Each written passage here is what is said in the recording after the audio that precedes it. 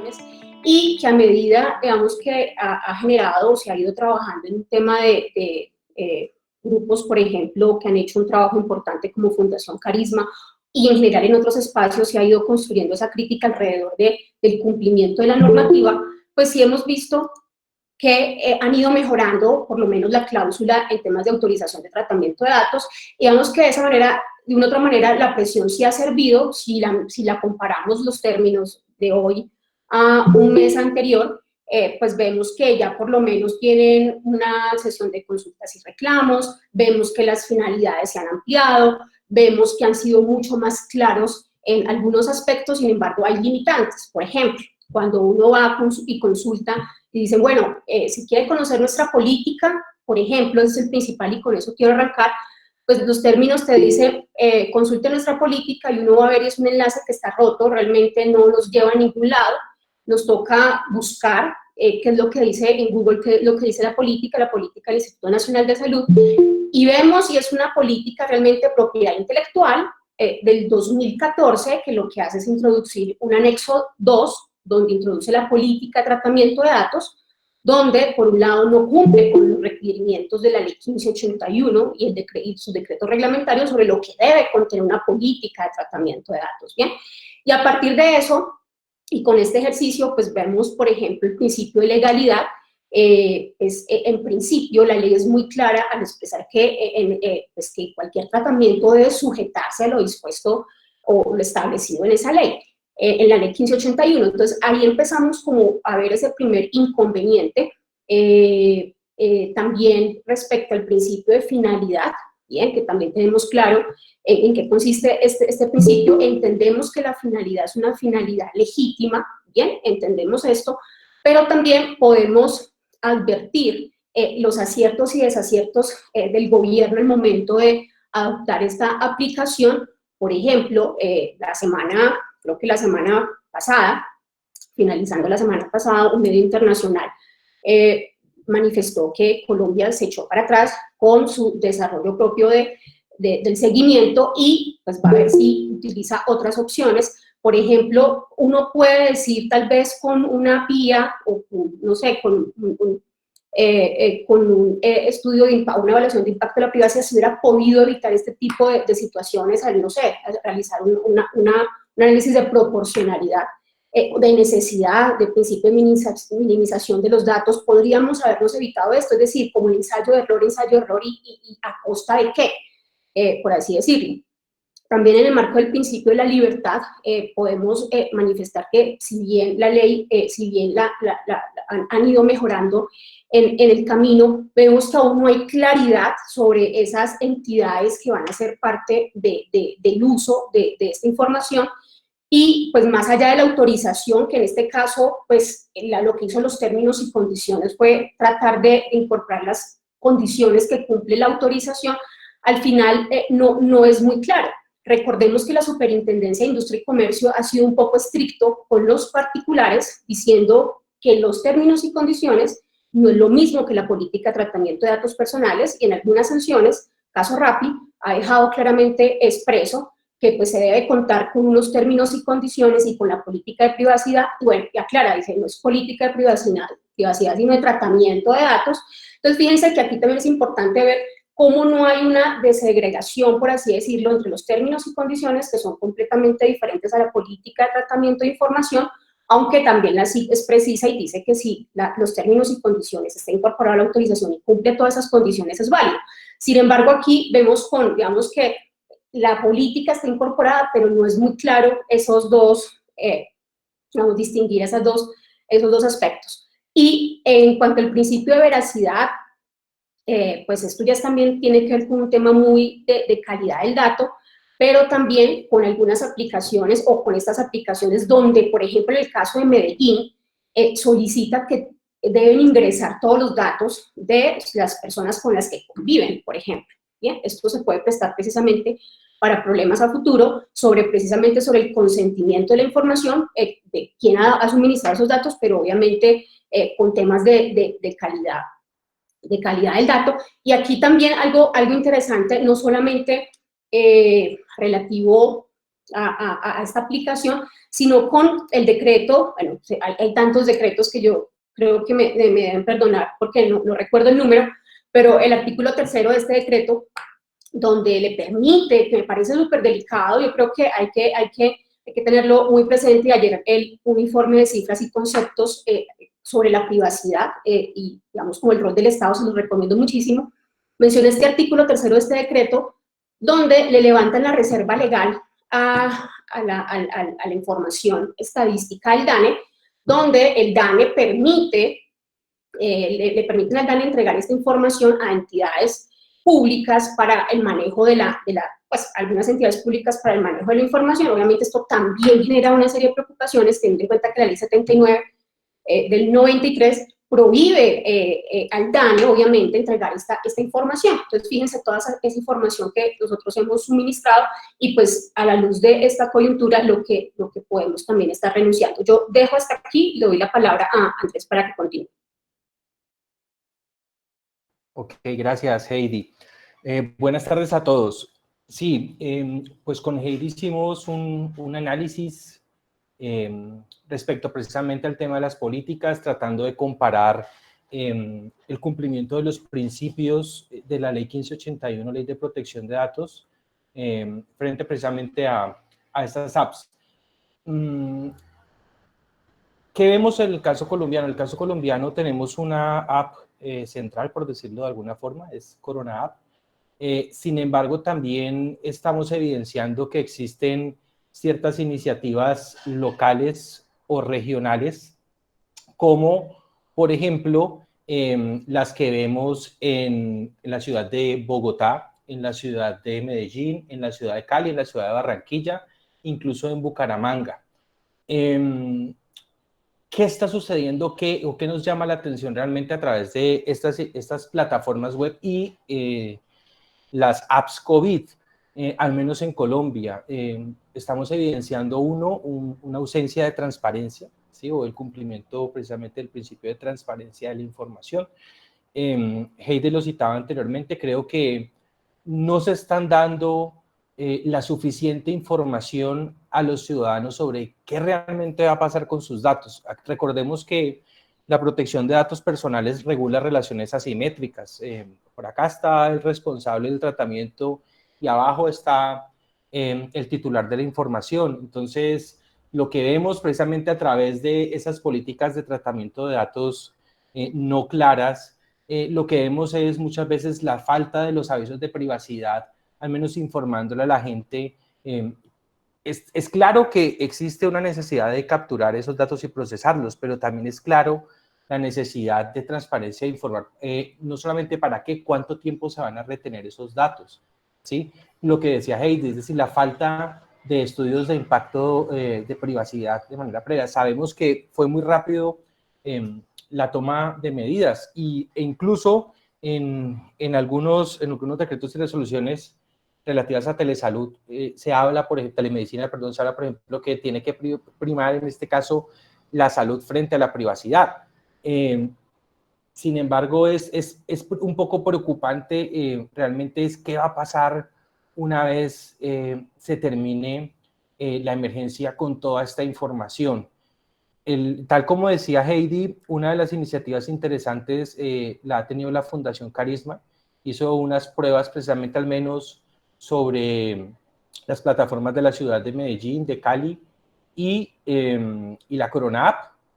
Realmente se evidenció que muchas veces se accede a más información de la que se necesita. Se evidenció también, como ustedes pueden ver en estas figuritas que están señalando acá las direcciones o las URL, hemos evidenciado también que ni siquiera algunas entidades que están captando la información sanitaria o referente al estado de salud están contemplando medidas de seguridad como incorporar certificados HTTPS para precisamente proteger la transferencia y procesamiento de esa información online. Entonces, realmente creo que es de prestar mucha atención, es de exigir, sabemos que el INS está pillado con tanta responsabilidad que tiene, sin embargo, creo que es importante también exigir claridad sobre qué va a pasar con nuestros datos personales o aquellos que utilicen estas apps o las plataformas de estas ciudades. Entonces, lo que hemos visto es a nivel general, tal como lo decía Heidi, hay una ausencia de la aplicación Corona App frente a unas políticas claras, una ausencia, digamos, en temas de transparencia, incluso en finalidad, diría yo, una ausencia también incluso en medidas proactivas, no solamente seguramente de las entidades públicas, como lo he visto de muchas entidades privadas, pero preocupa un poco, digamos, esta situación. Otra cosa que está relacionada directamente con el tema de las apps es la obligación que se le está trasladando a los empleadores por el cumplimiento de los protocolos de bioseguridad. Esto es importante porque no sé si ustedes han tenido la oportunidad de leer las resoluciones de los distintos protocolos en las diferentes industrias, pero hay una carga importante de responsabilidad frente a captura y procesamiento de información sensible por parte de los empleadores que posteriormente tienen que o cargar a la app o enviar como tal a la autoridad de salud local. Esto realmente creo yo que merece una posición o una guía, al menos, de la Superintendencia de Industria y Comercio para poder ayudarle como tal, tanto a las entidades públicas como a los empresarios privados en cómo tienen que procesar esa información. De hecho, si ustedes ven, tenemos distintas posiciones de las distintas autoridades de protección de datos en Europa y en Latinoamérica, pero hemos resaltado con Heidi la posición del Comité Europeo de Protección de Datos Personales. Ese Comité Europeo ha citado, digamos, 4 puntos interesantes. Los primeros es que el cumplimiento del GDPR o el RGPD, protección de datos en Colombia, al menos si miramos Ley 1581 y sus decretos reglamentarios, pues uno no debería suponer un obstáculo como tal para la lucha contra el coronavirus. Lo segundo hace referencia directa al uso de nuevas tecnologías como todo esto de las apps. Entonces siempre realmente buscar una justificación legal. Y yo creo que no solamente en el tema de las apps, sino también fíjense todo el procesamiento de esa información de la toma de temperatura, que per se no es un dato personal, pero nos vamos a cargar seguramente de cámaras térmicas. Muchos empresarios o entidades estatales podrán incluso encargar o tratar esa información posteriormente o posterior a que, digamos, la emergencia se termine. Entonces, eso es, digamos, una preocupación grande con esto. Otro aspecto que no ha tratado, al menos la Autoridad de Protección de Datos colombiana, y creo que hace falta, es también el tratamiento de los datos de los colaboradores en cumplimiento de los protocolos de bioseguridad y a la carga como tal de esa información a la Corona App, precisamente ser un poco más claros. Ahorita Heidi va a tocar en el próximo slide qué es lo que ha dicho la SIC, pero creemos que falta como tal que se pronuncie de manera más directa frente a este tipo de obligaciones que tienen que surgir precisamente a la hora de captar los datos. Y por último, el Comité Europeo de Protección de Datos ha hecho referencia también en todas las medidas de accountability. En Colombia sí sabemos que tenemos la guía de responsabilidad demostrada, han existido, pero se han promulgado ciertos decretos, como recientemente el de todos los servicios ciudadanos digitales, donde ya se empieza a hablar precisamente de estudios de impacto de privacidad por diseño. Sin embargo, en Europa es un contexto posiblemente distinto. En Colombia creemos que todavía falta muchísimo por aprender por parte de las entidades responsables del tratamiento como por aplicar precisamente. Y esto lo vemos muy claro, fíjense, no hay que ser ningún genio, ustedes pueden entrar como tal a cualquiera de estas páginas y al menos chequear lo mínimo posible, que es una pasarela cifrada de información, la cual en algunas de estas iniciativas ni siquiera existe. Heidi. Bueno, creo que sigue Santiago. Santiago, ¿sigues? Ok, sí, pero tenéis que... Sí, ya. Perfecto. Presentar.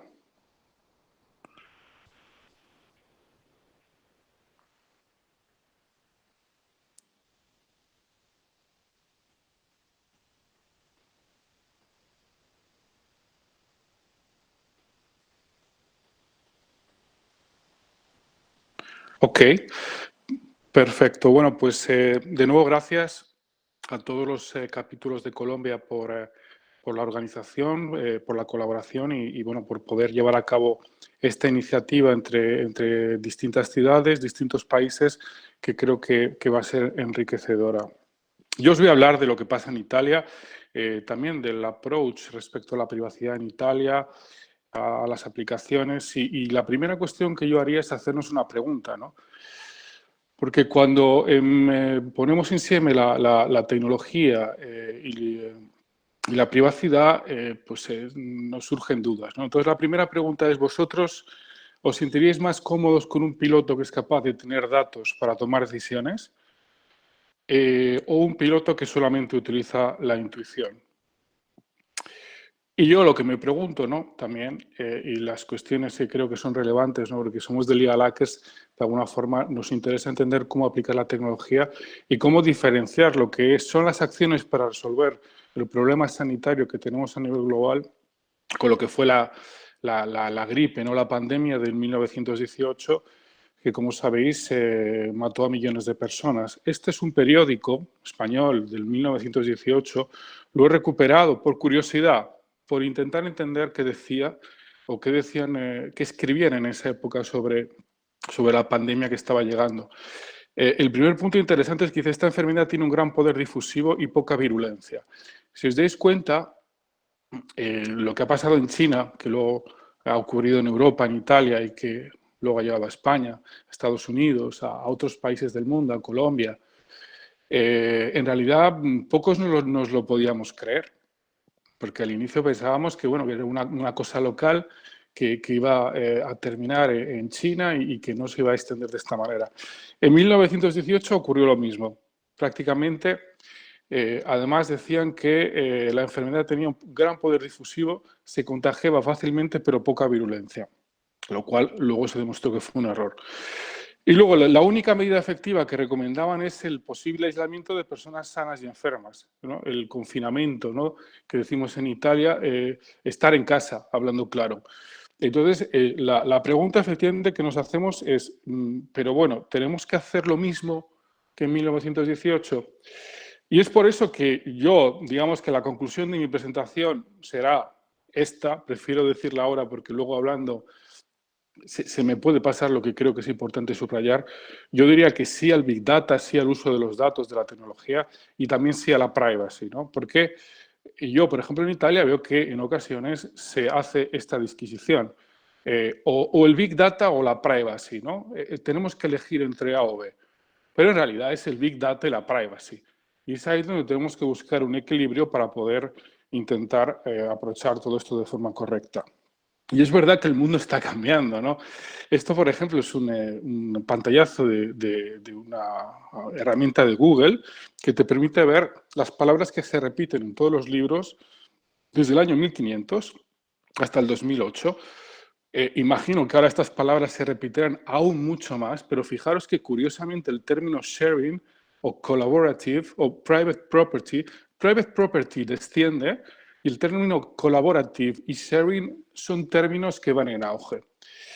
Y esto es lo que nos hace también un poco hacernos preguntas, ¿no? Porque estamos en un momento donde efectivamente nuestros códigos civiles, que son el español del siglo XIX, el colombiano, creo que también las constituciones que son del siglo XX, todo esto, que es nuestro sistema legal, lo tenemos que poner en relación con todos los cambios tecnológicos que están ocurriendo, el Internet of Things, el Big Data, la inteligencia artificial, y entender si efectivamente nuestros textos legales están adaptados a lo que está ocurriendo ahora. Y lo que está ocurriendo ahora, desde mi punto de vista, es un momento donde efectivamente aquí se ve mucho mejor, ¿no? Esto es una fotografía de Carlo Ratti, que es un arquitecto del MIT de Boston, que intenta explicar esta unión entre el átomo físico y lo digital, ¿no? Los bits y el átomo físico, ¿no? Y efectivamente, cuando hablamos de datos, estamos en un sistema donde efectivamente no sabemos si el derecho es capaz de entender lo que está ocurriendo y sobre todo de darnos cuenta que, como dice Jeremy Rifkin, un economista norteamericano, estamos un poco volviendo a lo que se llama un procomún colaborativo, ¿no? Donde si una persona está cultivando un campo, al final lo que hace una persona afecta al campo en común, igual que con el virus, ¿no? Si yo salgo de casa y no me pongo la mascarilla, puedo generar un impacto en un derecho colectivo, ¿no? Y esta es un poco la cuestión, ¿no? Estos derechos supraindividuales, ¿cómo van interpretados a la luz de las nuevas tecnologías? Y es un poco como esto, ¿no? Como la natación sincronizada. ¿Cómo hacemos para que todos los ciudadanos nos sincronicemos y podamos seguir y actuar una serie de medidas sin que ninguno tome una decisión individual que pueda romper estas medidas porque impacten el bien común? Y digamos que esto es el nuevo paradigma y también el nuevo paradigma que tiene que ver con la ciudad inteligente y nos tenemos que hacer estas preguntas de cómo nosotros, sobre todo los ciudadanos europeos, somos muy acostumbrados a los derechos individuales, a la libertad. ¿Cómo podemos ceder una parte de nuestra libertad para poder acomodarnos y resolver una situación de estas características? Okay. Entonces, la cuestión principal es que efectivamente hay amenazas que no podemos evitar hablar de estas amenazas, ¿no? Y sobre todo en Europa, ¿no? En Europa ha habido momentos donde se ha pasado de un estado de emergencia a una dictadura. Entonces, esto, digamos que hace parte del pensamiento colectivo europeo y siempre cuando las constituciones se ponen en acción una serie de posibilidades como el estado de excepción, de alarma, de emergencia, pues siempre hay determinadas personas, determinados colectivos que están muy atentos a que esto efectivamente no se pase a una situación donde podamos perder todos los derechos completamente. Y obviamente el paradigma de Big Brother, de la vigilancia masiva a través de los datos, pues todo esto existe, ¿no? Y no podemos negar que cuando estamos en esta situación y tenemos que ceder nuestros datos o tenemos que ceder nuestros derechos fundamentales, siempre pues, está el miedo de entender hasta cuándo esto se va a producir. En Italia alguien iluminado ha dicho en alguna ocasión tenemos que suspender la privacy, como si el problema del virus fuera la privacy. El problema del virus es el virus, no es un derecho fundamental. Entonces, obviamente, pues no se ha entendido bien que cuando hablamos de privacy, pues tenemos que pensar de una forma conectada el sistema jurídico. Tenemos que pensar en el derecho al honor, a la imagen, a la igualdad, a la libertad de expresión, etcétera, etcétera. Entonces, la privacy no es un derecho estanco que se somete y no impacta en otra serie de derechos que efectivamente están conectados. De hecho, el garante italiano ha dicho que se trata de un derecho inquieto. A mí me ha gustado mucho esa definición porque efectivamente da a entender que es un derecho dinámico.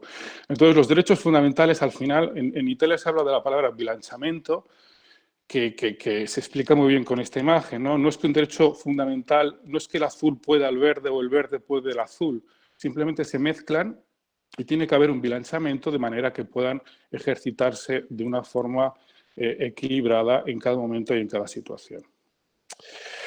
En Europa tenemos la Directiva e-Privacy que muy concretamente habla de los datos de geolocalización y respecto a estos datos, en teoría, se tiene que dar el consentimiento para poder tratarlos, ¿no? En teoría, no en la práctica.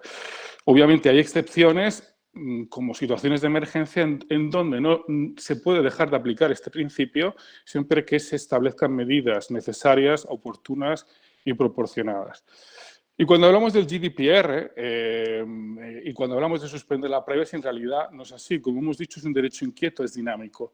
Entonces, en realidad, el propio derecho se autorregula y es smart porque ya ha sido capaz de entender que esto podía ocurrir y ya ha dado la solución. De hecho, el GDPR te deja dos opciones. La primera, el artículo 23, que significa cortar, es como, digamos, es como poder cambiar determinados artículos del 12 al 22, el 34 y el 5. El GDPR dice, tu Estado, si ves que hay una situación excepcional, puedes estos artículos modelarlos, rediseñarlos o cambiarlos. Y la segunda opción es aplicar el GDPR por completo, porque ya de hecho, si no recuerdo mal, el Constitución 46 ya habla de la posibilidad de tratar datos en caso de una epidemia. Entonces, tiene muy poco sentido decir, no, tenemos que eliminar la privacy, ¿no? Tenemos que ir por la vía del artículo 23 y cargarnos la minimización de los datos, cargarnos la limitación de la conservación de los datos. Es decir, puedo tratar los datos toda mi vida sin ningún tipo de limitación. Tenemos que no aplicar el principio de limitación de la finalidad, de la exactitud. Es decir, todos estos principios se tienen que aplicar, es decir, no están colisionando con la situación de emergencia sanitaria. No es que porque yo le informe a un ciudadano de cuál es el tratamiento que vamos a hacer con sus datos, esto me dé la posibilidad de salvar más o menos vidas. Es simplemente una garantía que se tiene que hacer porque no tiene ningún tipo de impacto en la situación actual. Con lo cual, el punto clave, el GDPR se puede aplicar y hay que encontrar el camino correcto para aplicarlo. De hecho, el GDPR establece unas determinadas bases jurídicas porque hay otra, digamos que leyenda urbana que cuenta que la privacy siempre se tiene que aplicar con el consentimiento del interesado. Y obviamente el GDPR lo que te dice es, tú puedes coger la base jurídica del consenso en determinadas situaciones, pero hay otras como la de la pandemia, la de la epidemia, donde claramente tú puedes coger el interés vital del interesado como base jurídica o la misión realizada en el interés público. Con lo cual, esto también es muy importante porque mucha gente cree que tiene que dar el consenso siempre para el tratamiento de sus datos y no siempre es así. Pero esto no significa que yo pueda tratar los datos para otras finalidades que no sean las de la emergencia sanitaria.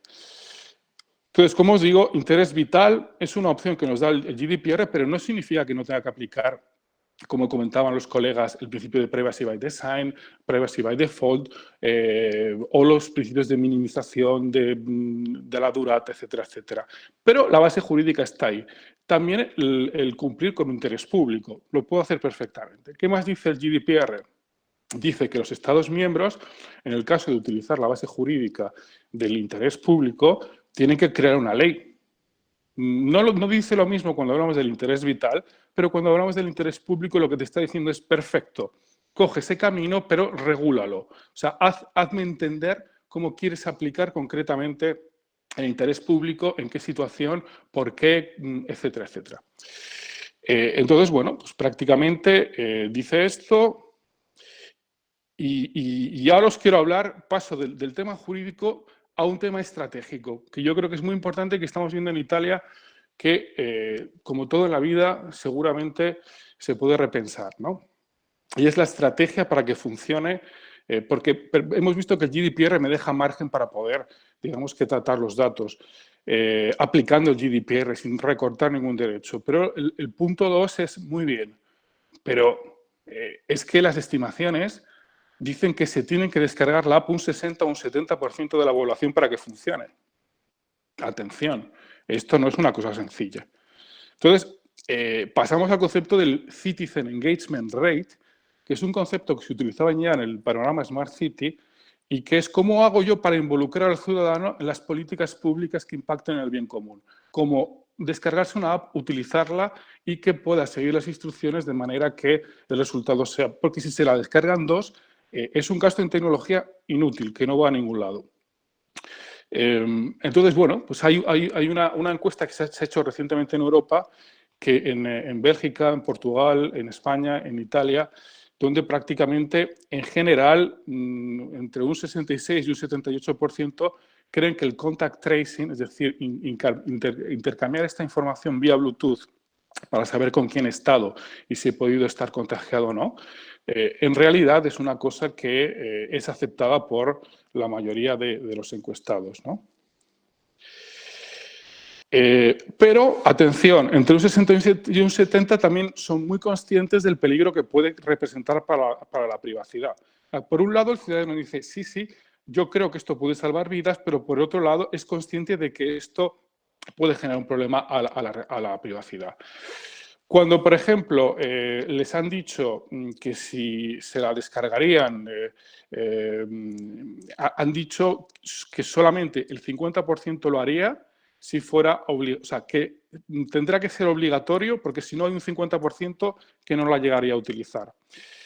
Y esto es otro debate que hay en Italia, es decir, ¿tenemos que hacer la app obligatoria a todo el mundo o tiene que ser la ciudadanía la que se responsabiliza y dice, venga, va, lo utilizo porque creo que esto impacta, funciona y tiene un sentido para la sociedad? Bueno, pues aquí están también lo que son los estudios. Yo que conozco muy bien determinadas herramientas de participación ciudadana, por ejemplo, esta se llama Madrid Decide, os puedo asegurar que, obviamente, esto es un caso distinto, ¿no? Porque esto era un canal para recoger ideas y hacer proyectos ciudadanos. Creo que también en Colombia tienen herramientas de este tipo. Y no es nada sencillo involucrar a la gente para que participe, para que vote en determinados proyectos municipales. Desde luego, en Madrid se hicieron unos gastos considerables en publicidad, en marketing, en comunicación, para que la gente votara y participara en determinadas situaciones concretas. Y os puedo asegurar que entre el 1% y el 5% del censo de cada distrito eran los que finalmente participaban, ¿no? Y que, por ejemplo, en determinadas propuestas que necesitaban 1% del censo, en Madrid tiene 2.800.000 ciudadanos no censados, pues no lográbamos alcanzar este baremo del 1% y solo se llegó en 2 proyectos concretos. ¿Quiere esto decir que si yo tengo que hacer descargar una aplicación al ciudadano, atención, porque no basta la estrategia jurídica, es muy importante porque la estrategia jurídica significa transparencia y el ciudadano al final tiene un problema no solo jurídico, sino también de confianza con la administración pública. Pero si yo no soy capaz de lanzar una campaña de comunicación con anterioridad, muy probablemente la tecnología no me va a valer para nada. Y en Italia, un poco lo que yo estoy viendo es que hay ciertas críticas porque se ha ido un poco con prisa, en mi opinión. Y lo que es la comunicación para poder embarcar a la gente y hacerla que esté engaged en el proyecto, todavía no se ha hecho de una forma eficaz. Esto no significa que no se pueda hacer en las siguientes semanas, pero de momento, como advertencia es atención, porque si hay que, lo que os digo desde Italia, para Colombia es que cualquier aplicación que no tenga una estrategia de marketing, de comunicación y de engagement del ciudadano, la tecnología por sí sola no basta, ¿no? Y luego está la incertidumbre, porque yo me descargo la app, me notifica que tengo el virus, doy positivo, ¿y luego qué? Y si luego no hay herramientas para que me hagan el test porque el sistema de sanidad está colapsado. Y si luego me obligan a estar 14 días en casa y todavía no me han hecho el test y no sé si tengo la enfermedad o no. O sea, es decir, luego hay un tema de legal service design que es súper importante. Es decir, la tecnología perfecto, pero luego tengo que entender cómo el resto de administraciones públicas se coordinan para que puedan dar respuesta al ciudadano que ha confiado en la aplicación y que pueda, obviamente, coger todos los beneficios de la misma. Con lo cual, como os digo, hay una cosa que es el Post-Service Design que es importante. Entonces, ¿qué hace la API Inmuni? La API Inmuni deriva de un decreto ley del mes de abril, del 30, y lo que te hace es alertar a las personas que han entrado en contacto cercano con individuos positivos al COVID, ¿no? Utiliza Bluetooth. Si yo he estado cerca de María o de Juan, lo que hace, bueno, ahora os explico, os digo un poco el panorama general. La descarga, digamos que lo que dice el decreto es que es voluntario. O sea, de momento en Italia no te obligan a descargarte la app. ¿Quién es el responsable del tratamiento? El Ministerio de Salud. Entonces, no es ninguna empresa privada, es directamente el Ministerio. ¿Qué es lo que dice también el decreto? Que se tiene que aplicar una información clara y transparente. Es decir, le tengo que informar al ciudadano por qué voy a tratar sus datos, en qué medida, etc. Además, tengo que cumplir con el artículo 25, Privacy by Design, by Default. Y es muy importante porque el decreto además dice que los datos en teoría tienen que intentar ser anónimos y cuando esto no sea posible, seudónimos, ¿no? Excluye la geolocalización. Y esto también ha creado una cierta polémica porque si el dato es anónimo yo no tengo que aplicar el GDPR, pero si es seudónimo sí. Y estamos un poco a caballo sin entender si el dato al final es anónimo o es seudónimo. En realidad yo soy bastante agnóstico de los datos anónimos y creo que la gran mayoría son seudónimos. ¿Qué más dice el decreto? Que se garantice la confidencialidad y, bueno, los servers tienen que tener la capacidad, la resiliencia para contener ataques, ciberataques y evitar el riesgo de identificación. ¿Dónde se almacenan los datos? Se almacenan en el dispositivo, atención. No se almacenan ab initio en un cloud, en un servidor externo, sino que en teoría se almacenan en el teléfono. Y esto ha sido también otro tema objeto de debate, porque hay países europeos como Francia e Inglaterra que quieren utilizar un sistema centralizado, donde los datos van a parar a un servidor central controlado por el gobierno, y es este servidor central el que realiza todas las operaciones de notificación, de anonimización, etcétera. Pero en Italia han decidido, siguiendo también las pautas de Google y Apple, que han creado, digamos que una aplicación para poder insertarla en la app, que los datos se conserven en el dispositivo. También dice que el ejercicio de los derechos tiene que ser de modo simplificado y que obviamente los datos no pueden ser tratados con fines distintos. Yo no puedo recoger los datos para temas de sanidad y luego utilizarlos para temas fiscales, por ejemplo, obviamente. Principio de igualdad de trato, es decir, si alguien no se descarga la app no se puede generar ningún tipo de discriminación, esto es evidente. Y la plataforma es propiedad pública, que tiene que utilizar infraestructuras del Estado italiano. O sea, yo no puedo utilizar un servidor en Estados Unidos. Por otro lado, dice que el tratamiento de los datos se realizará hasta el cese del estado de emergencia y a más tardar hasta el 31 de diciembre de 2020, con lo cual también acota temporalmente el momento en el que estos datos se pueden tratar. Y luego dirá que serán eliminados o convertidos en anónimos para realizar estadísticas. ¿Qué es lo que dice el garante, es decir, la Autoridad de Protección de Datos italiana, a la vista de esta normativa?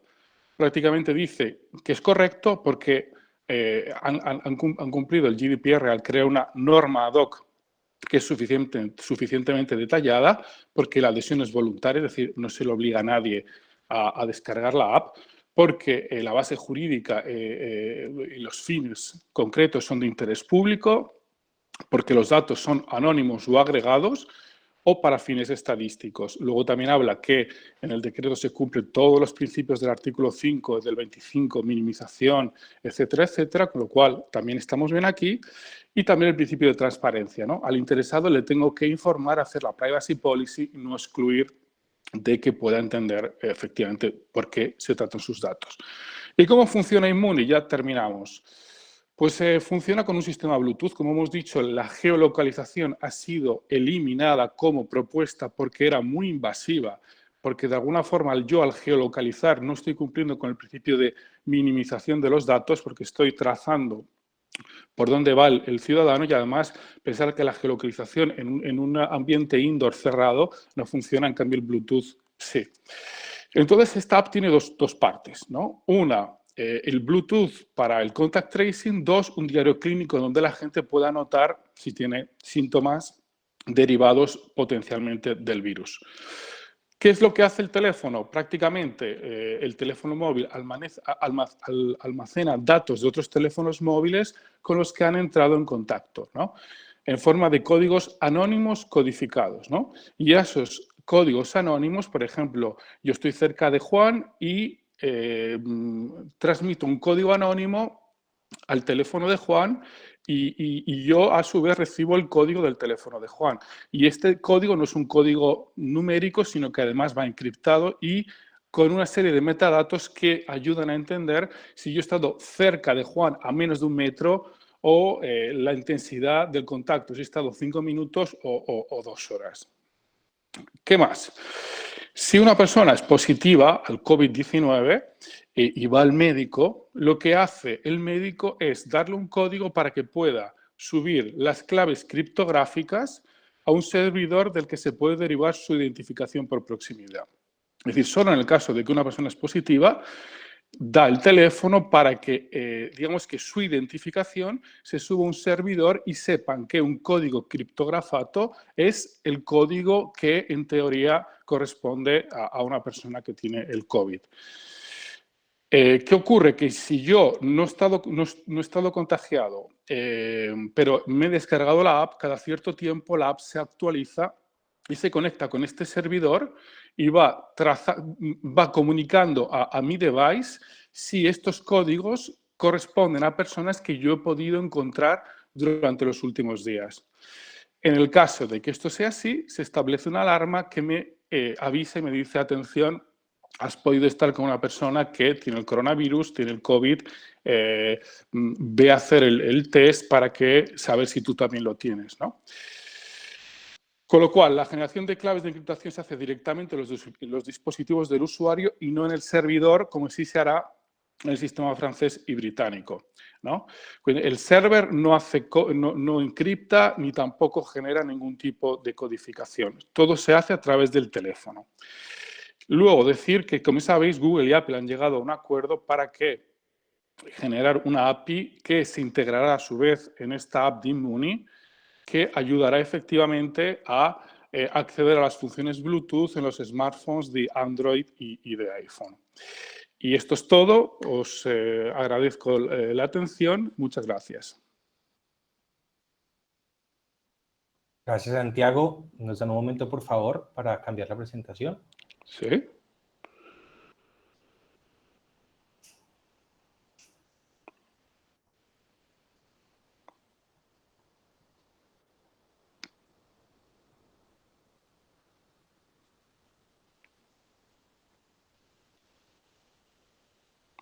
Heidi.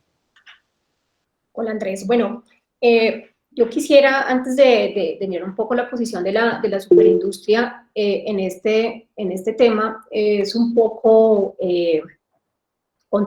más que contextualizar, mirar los puntos en común que tenemos con Italia. Claramente, Santiago, con lo que nos has comentado en cuanto a regulación, tenemos pues puntos en común. De hecho, en el caso colombiano, el artículo 10 de la 1581 es la que pues, nos permite también ampararnos, entre comillas, para no solicitar la autorización y en caso de urgencia médica o sanitaria, pues también podemos usar esos datos.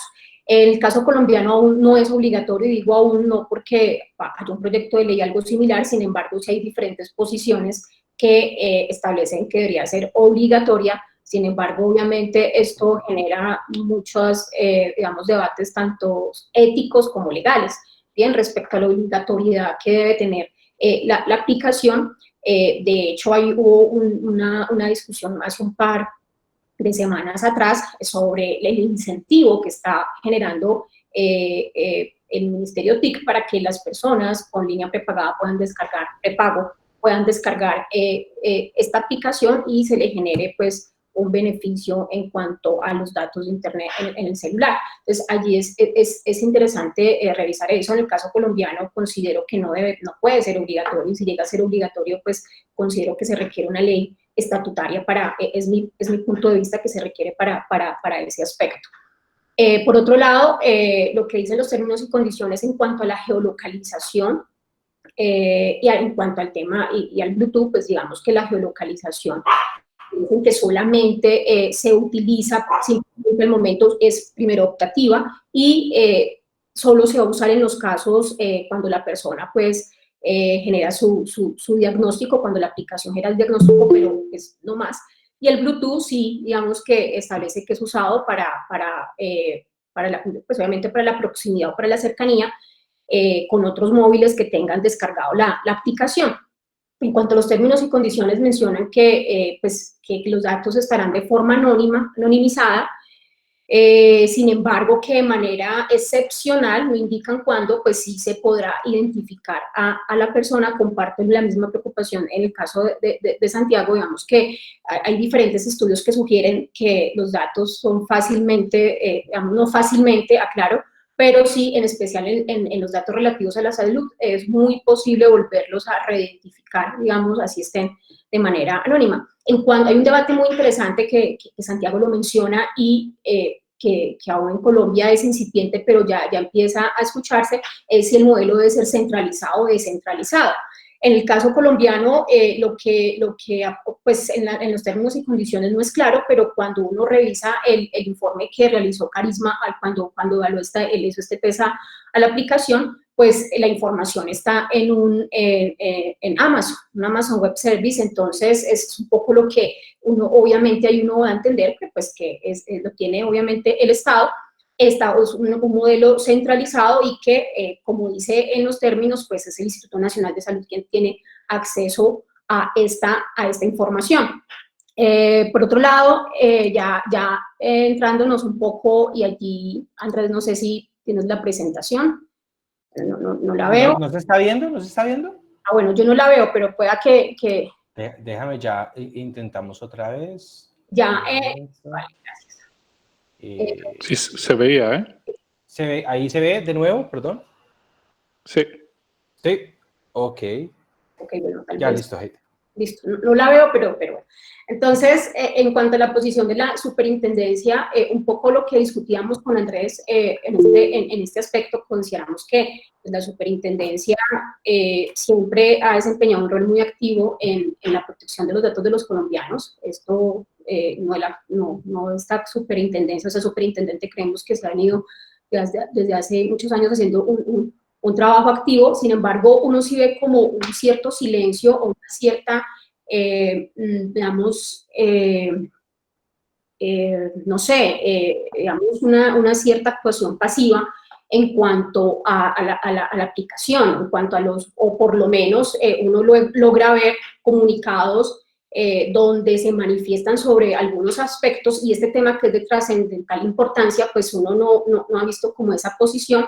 Obviamente ahí, bueno, yo no puedo ver la presentación, pero bueno, el caso de la circular externa 001, donde pues digamos que hubo también un cierto revuelo en su momento pues por la autorización que permitió con los operadores de telefonía móvil, pero más allá de eso y la circular 002, donde prohíbe pues la captura de datos biométricos a través de huelleros, y esa infografía que hay de recolección y uso de datos en casos de urgencia médica o sanitaria, pues uno no ve esa posición como en otros países sobre cuál debería ser ese camino a seguir, salvo pues las guías que han emitido, que han dicho que el superintendente ha manifestado pues que son las que se debe tener en cuenta para esto, y peor, porque en este caso, pues esta aplicación no tiene, pues no se le aplicó la privacidad por diseño, y pues aplicarla posterior, pues obviamente, pero precisamente la filosofía de la privacidad por diseño es que la seguridad no sea una capa adicional en estas aplicaciones, sino que sea pues todo el eje central el humano y que sea un tema transversal. Y también pues las guías de la SIC sugieren todo el tema de impacto, evaluaciones de impacto de protección de datos, y pues las evaluaciones de impacto precisamente son al inicio, no a la mitad, no al final, sino precisamente para prever cuáles son esos posibles riesgos que yo puedo llegar a mitigar. Entonces, por supuesto, genera una cierta inquietud, pero yo también quiero generar un equilibrio aquí en la posición, es que no solo la superintendencia, realmente aquí también el llamado es para la Procuraduría. Recordemos que en la 1581, no recuerdo el artículo 23, bueno, no recuerdo, pues establece que la superintendencia podrá entregar a la Procuraduría para que adelante investigaciones relativas a incumplimientos en materia de protección de datos personales a las entidades públicas. Y recordemos la resolución 462 del año pasado, del 2019, donde se le asigna competencias a un tipo de procuraduría para adelantar actuaciones disciplinarias por incumplimiento de obligaciones en materia de protección de datos personales, pero también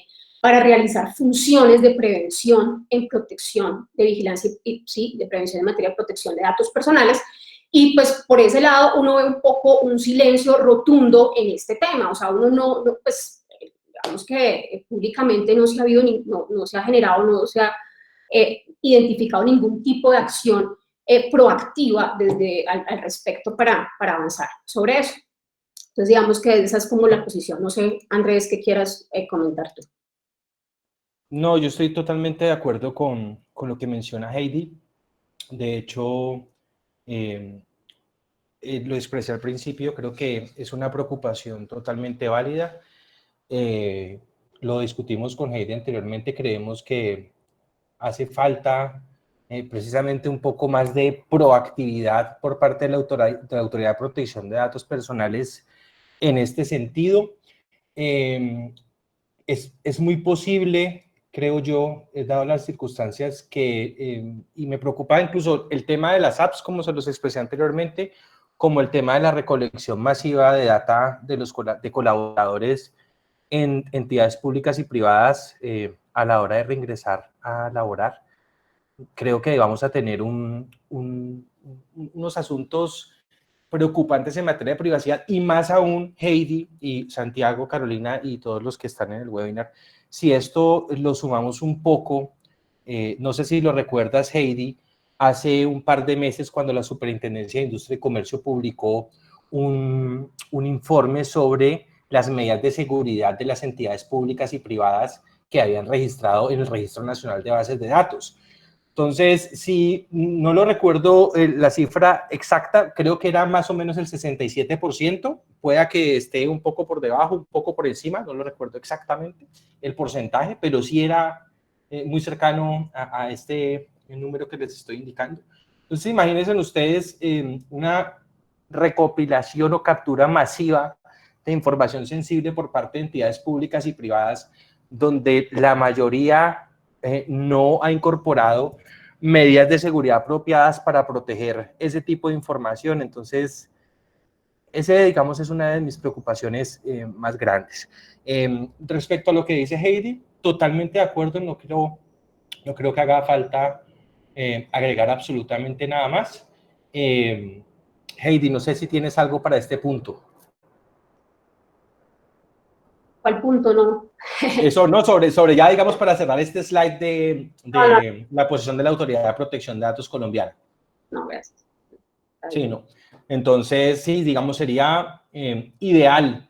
Y la verdad, a nivel personal, sí me ha sorprendido un poco porque la Autoridad de Protección de Datos es muy proactiva y el silencio en esta materia sí lo deja uno un poco como pensativo, porque lo que estamos viendo es que se investiga Zoom, que se investiga TikTok, pero a nivel local, digamos, cómo estamos tratando de explicarle realmente, porque yo creo que en materia de protección de datos personales existe un gran desconocimiento por parte del empresariado, las entidades públicas, e incluso me atrevería yo a decir por parte de algunos supuestos asesores en este sentido.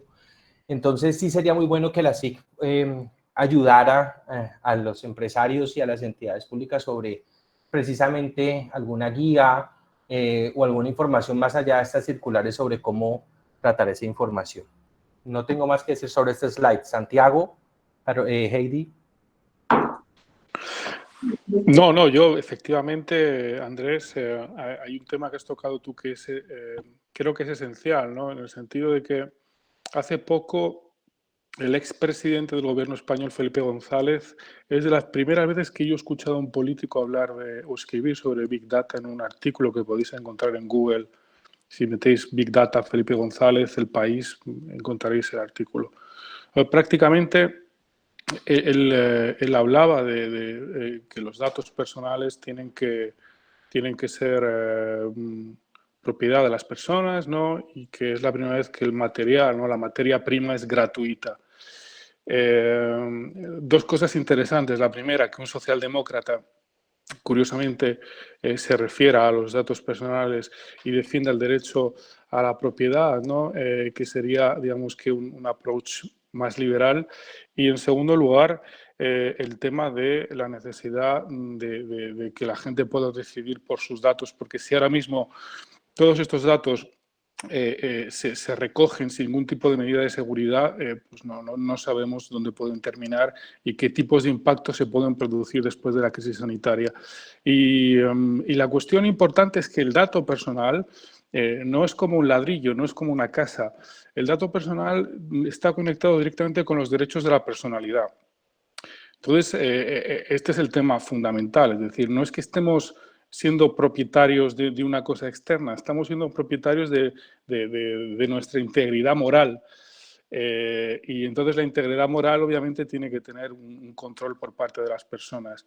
Con lo cual coincido contigo y estoy muy de acuerdo en la necesidad de utilizar la tecnología, pero siempre con abogados, hablando claro, ¿no? Porque creo que el abogado tiene que estar presente para poder informar al empresario, para ayudarlo a tomar decisiones y sobre todo para que pueda aplicar la privacy también de una forma sostenible que pueda ayudar, incluso me atrevería a decir, al propio branding de la empresa. Porque yo nunca compraría un producto, ¿no?, de una empresa que me demostrara que no tiene ética. Entonces, bueno, yo creo que es muy importante desde el inicio de la creación del producto que se pueda generar esta sinergia entre abogados y gente de tecnología. Totalmente de acuerdo con Santiago. Yo creo que este contexto en el que estamos viviendo, en el cual se han potencializado como nunca antes todo el uso aún más de las TICs, y estamos precisamente en este contexto de recopilación de tanta data sensible, creo yo que es muy importante el tema de sensibilización, el tema, digamos, de llevar un mensaje que cale más allá, digamos, de un simple cumplimiento y pensemos en el ser humano y nos posicionemos siempre en el otro ser humano como tal. Eso, Andrés, comentar sobre eso, digamos que también es importante que estos espacios nos permitan no solo, digamos, la crítica, sino también el aporte. Y desde esa perspectiva considero yo que lo que tú dices es supremamente relevante. Y lo que ha dicho también Santiago, también saberle vender al ciudadano este tipo de aplicaciones, obviamente detrás un tema ético. Es que también creo que algo muy importante que el Estado o estas entidades que están manejando estas aplicaciones es entrar un poco a manejar o a tener una visión de la relación que tienen internamente en el uso de la información personal. Es decir, en el caso colombiano también, en teoría, si la información está anonimizada, pues no le aplicaría la ley 1581.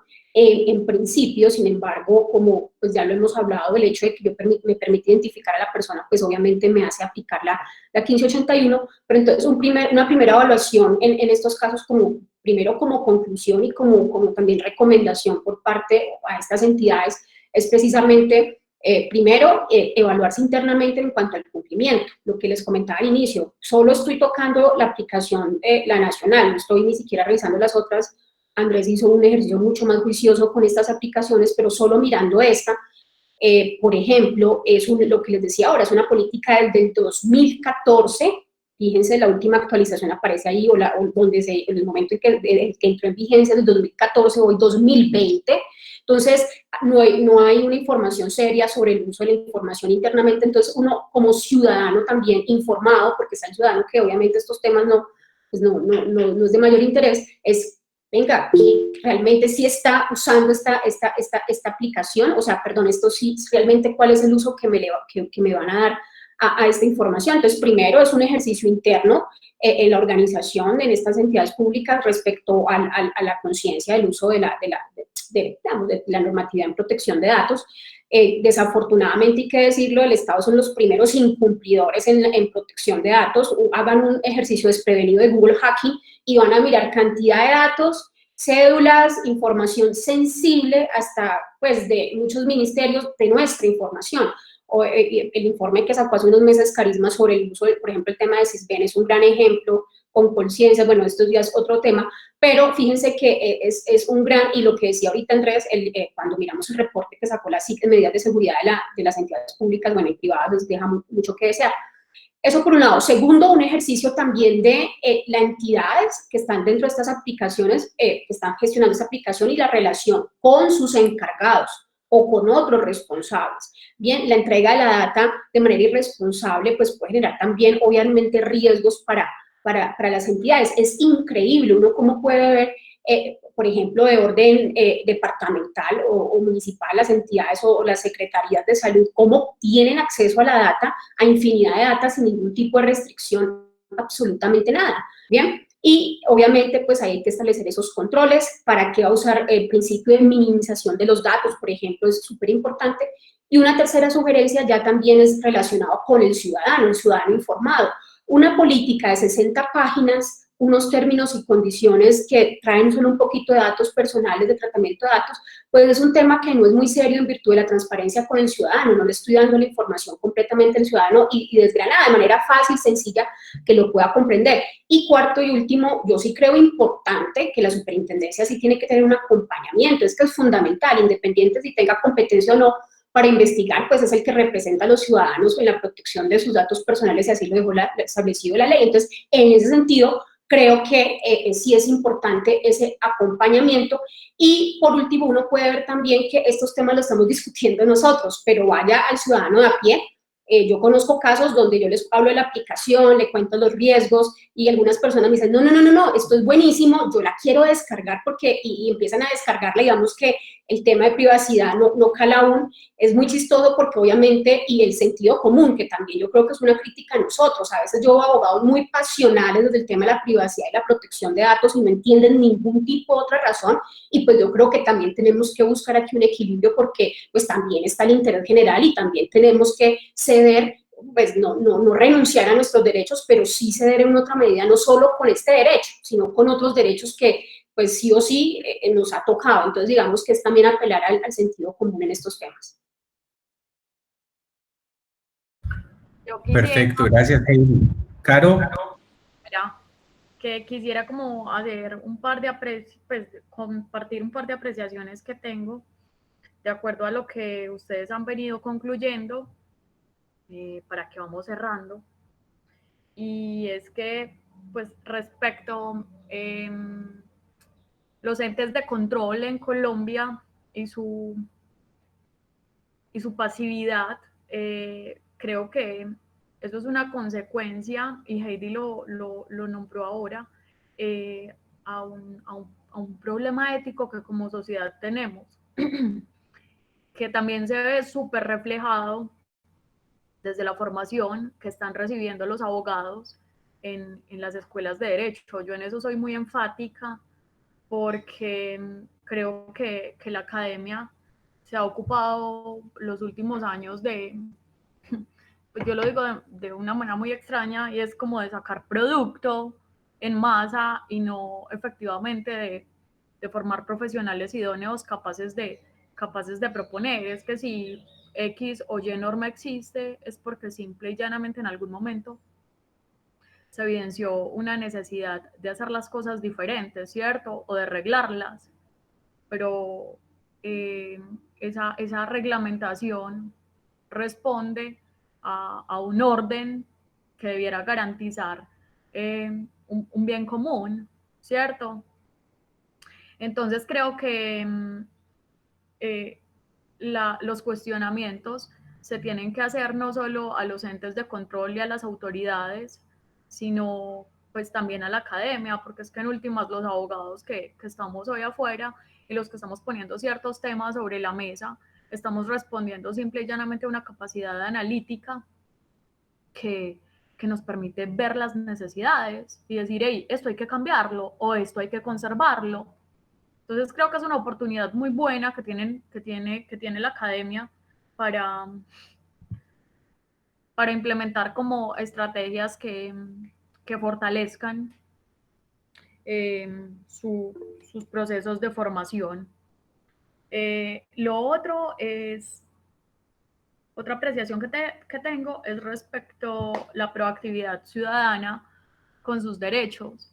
Creo que el derecho como disciplina ha sido súper excluyente y se ha ocupado, no sé si de manera intencional, de que en ese afán de arreglar todo, los ciudadanos de a pie queden excluidos de entender cuál es ese pacto social o ese consenso que estamos reglando en función de, pues, como de la convivencia.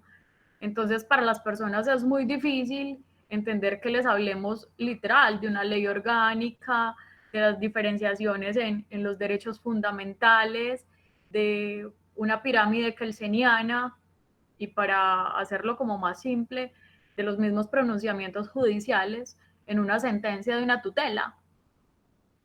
Entonces, otro cuestionamiento es, ¿qué estamos haciendo desde el derecho y desde el ejercicio del derecho para acortar esa brecha entre la norma y el ciudadano? Porque es que en últimas el ciudadano es el destinatario final de la norma, ¿cierto? Yo, por ejemplo, soy una convencida del derecho preventivo y me encanta, pues ese término, yo no sé si es como muy técnico y si está bien, pero me gusta más ver el derecho como una posibilidad de hacer las cosas de la manera correcta y que tengan un orden y ciertas claridades para evitarnos llegar hasta las peores instancias, que solo son desgastantes y costosas. Entonces, en esa dinámica pedagógica, creo que más que la superintendencia o más que la procuraduría o más que los despachos de abogados, es incluso nosotros mismos en nuestro día a día, desde el ejercicio que estamos haciendo para contarle a las personas de sus derechos y del sentido que tienen sus derechos. Y pues este tema, como le decía Santiago hace un ratico, es un tema directamente relacionado con la dignidad humana. Entonces, escuchamos mucho que las personas hablan de derechos fundamentales y hablan de dignidad humana, pero a la hora de la verdad y a la hora de materializarlo, ¿en qué se traduce? ¿Cierto?